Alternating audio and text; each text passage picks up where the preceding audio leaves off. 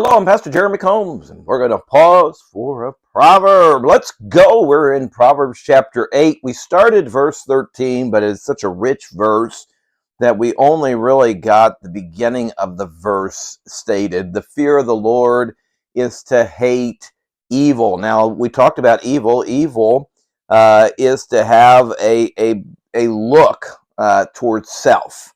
And we're going to see the downward spiral of a selfish life. And it continues in that verse by saying God hates pride, and he also hates arrogancy, and he hates the evil way. The froward mouth do I hate. Selfishness is an addictive vice. Once you start it, it begins to spiral out of control. Pride begins with a look at self.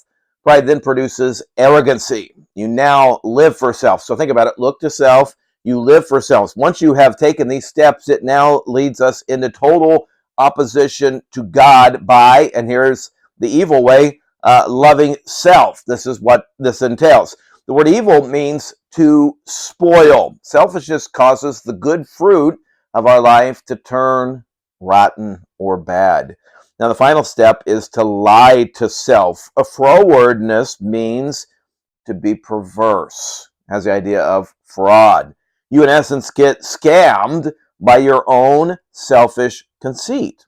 In fact, the word froward comes from a root word meaning to turn away, which heavily indicates that we are deceived from the way of God into sin. So, are you a proud person? Verse 13 kind of gives us a litmus test to help examine ourselves. Do you look to self? Are you always kind of looking to you and what you want? Do you live for self? Does it have to be your way all the time? Do you love self so much that you would put yourself ahead of others, or even worse, God?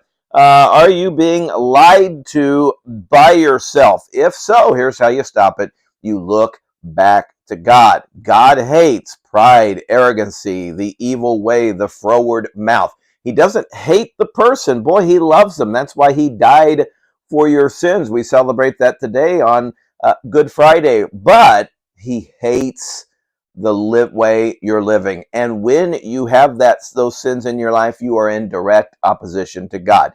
Proverbs chapter 8 and verse 14 says, "Counsel is mine, sound wisdom. I am understanding, I have strength." Evil and wisdom have some similarities, but they also have many differences. We've seen wisdom in the first 12 verses. Now evil is described in verse 13. Now verse 14 compares and contrasts the two.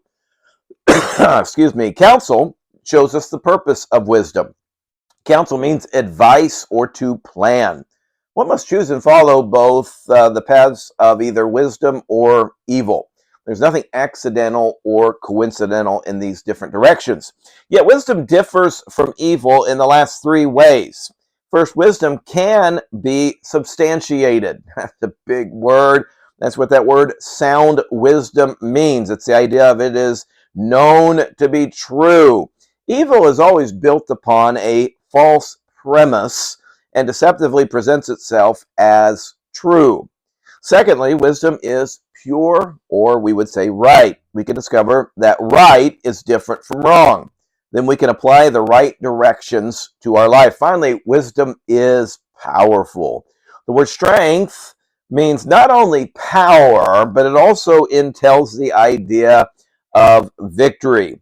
Wisdom gives us the resources that we need to see victory over evil and the power to do what is right. So, what path will you choose today? Will you choose the path of God and be on his side and have a plan, and it can be substantiated, and it will be pure, and it will be powerful? Or will you go to the way of evil and, of course, be consumed with self and in direct opposition to God? Only two verses, but some powerful truths contained.